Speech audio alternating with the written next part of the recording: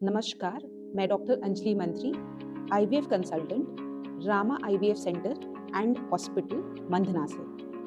आज मैं थोड़ी चर्चा करूंगी और जानकारी देना चाहती हूँ आईवीएफ ट्रीटमेंट के बारे में। आईवीएफ इलाज क्या होता है, उसमें क्या क्या प्रक्रिया होती है, एक समराइज्ड फॉर्म में बताना चाहूँगी। IVF is in vitro fertilisation, यानी जो चीज़ें बॉडी के अंदर होती हैं उसको इन वीवो बोलते हैं, जो बॉडी के बाहर हम लैब में करते हैं उसे इन विट्रो बोलते हैं। आईवीएफ का इलाज बहुत सारे लोगों को क्यों चाहिए, क्यों होता है, उसकी आवश्यकता क्यों पड़ती है। कोई भी महिला और कोई भी कपल, मैरिड कपल 30 साल से ऊपर की महिला है और 1 साल से रोजाना ट्राई कर रहे हैं लेकिन प्रेगनेंसी नहीं आ पा रही, या फिर महिला 35 साल से ऊपर की है और 6 महीने हो गए उनकी शादी को और ट्राई करते हुए, साथ में रहते हुए भी, लेकिन उनको प्रेगनेंसी नहीं आ पा रही। इसके अलावा या कभी महिला का दोनों ट्यूब्स का ब्लॉक होना, चाहे वो डिस्टल एंड पे हो चाहे वो पीछे के एंड पे हो,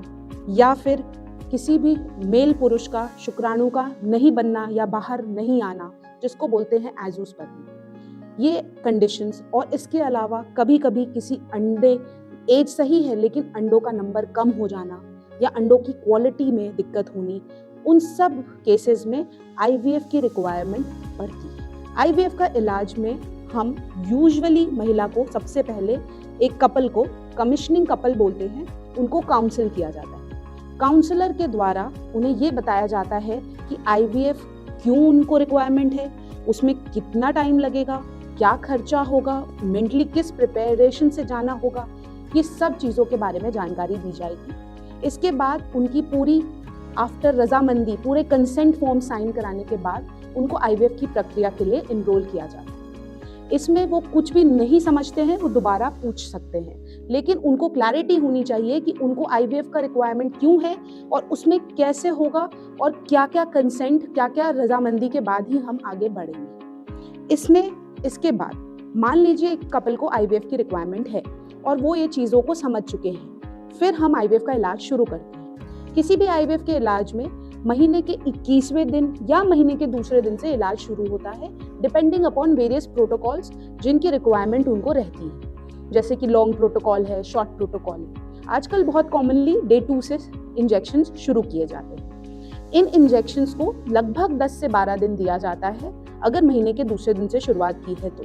इसमें कुछ शुरुआती इंजेक्शंस पेट में लग सकते हैं या कमर पे लग सकते हैं। इसके बाद कुछ दिन बाद, यानी 4 से 5 दिन के इंजेक्शंस के बाद, इंजेक्शंस के डोज को बढ़ाया भी जा सकता है या फिर 2 बार इंजेक्शंस लग सकते हैं, एक कमर एक पेट पे, डिपेंडिंग अपॉन बॉडी की क्या एज है उस कपल की और उस फीमेल के बॉडी की क्या रिस्पॉन्स है।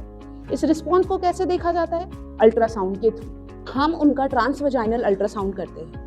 जब भी उनको इंजेक्शन स्टार्ट होता है उसके चौथे या 5वें दिन से 3 से 4 बार, यानी 5वें दिन, 8वें दिन, 10वें दिन हम उनका रिस्पॉन्स देखते हैं अल्ट्रासाउंड की मदद से वजाइनली कि क्या रिस्पॉन्स आ रहा है। जिस हिसाब से नंबर ऑफ एग्स और एग का साइज बढ़ता है, हमें चाहिए कि एटलीस्ट 5-6 से ज़्यादा 18 से 20 mm के फॉलिकल हमें अल्ट्रासाउंड में दिखे। जब ये हमें दिखते हैं उस हिसाब से जो भी इंजेक्शन 10 से 12 दिन लगभग चलते हैं, उसके बाद एक ट्रिगर नाम का इंजेक्शन लगता है। ट्रिगर भी एक इंजेक्शन है जो कमर या पेट पे या दोनों जगह पे लग सकता है। उसके बाद वो डॉक्टर रिस्पॉन्स देख के डिसाइड करते हैं और उसके लगभग 35 से 36 घंटे बाद हम उनका एग पिकअप करते हैं, जिसको बोलते हैं ओवम पिकअप। ये पिकअप एक अल्ट्रासाउंड की मदद से डे केयर प्रोसीजर होता है। इसमें कोई चीरा नहीं आता है, हाँ, लेकिन मरीज को बेहोश किया जाता है क्योंकि ये लिटिल पेनफुल होता है।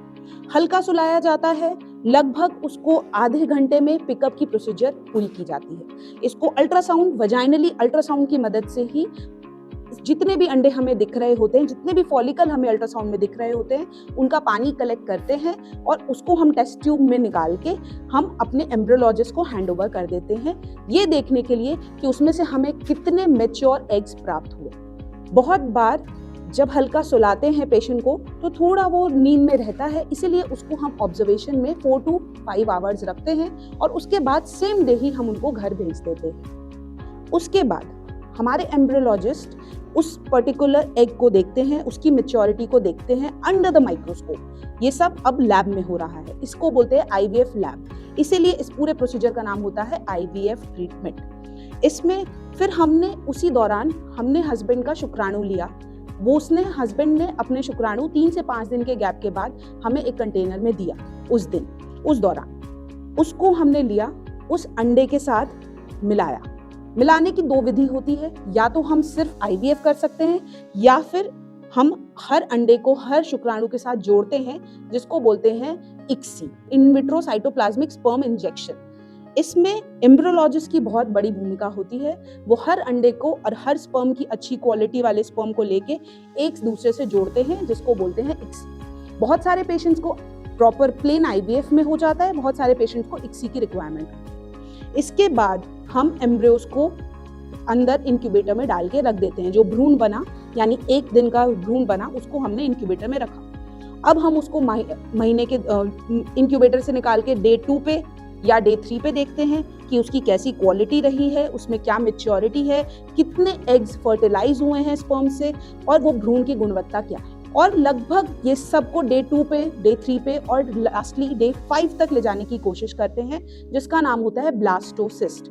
डे 5 तक अगर ये एम्ब्रियोस चले जाते हैं तो इसको जब हम एम्ब्रियोलॉजिस्ट को देखते हैं, वो एम्ब्रियोलॉजिस्ट हमें बताते हैं कि ये किस ग्रेड के हैं। अगर इनकी अच्छी ग्रेड है और ये डे 5 तक जा चुके हैं, तो फिर हमारा मोस्टली काम ये रहता है कि हम इनको फ्रीज कर दें, और फिर हम पेशेंट को यूजुअली कॉल पे या फिर उनसे मिलके, जब उनके महीने का दूसरा दिन आ जाता है, तब हम बताते हैं कि उनके कितने एग्स मिले, उनमें क्या मैच्योरिटी थी, उनको जब स्पर्म्स के साथ जोड़ा गया आईवीएफ या ICSI के द्वारा, तो कितने भ्रूण तैयार हुए और वो कितने दिन पे गए, डे 3 पे गए या डे 5 पे गए, किस ग्रेडिंग के थे और उनको किस ग्रेडिंग पे फ्रीज किया गया है। ये ग्रेडिंग फाइनल नहीं होती है, क्योंकि ये अभी सिर्फ फ्रीजिंग की ग्रेडिंग है, इसको फ्रीज कर दिया गया है। कोई भी जानकारी के लिए हम यहाँ अवेलेबल हैं 9 to 4 Monday to Saturday, Rama IVF centre and hospital Mandhana में। किसी भी जानकारी या किसी भी अपनी क्वेरी के लिए आप हमें कांटेक्ट कर सकते हैं। धन्यवाद।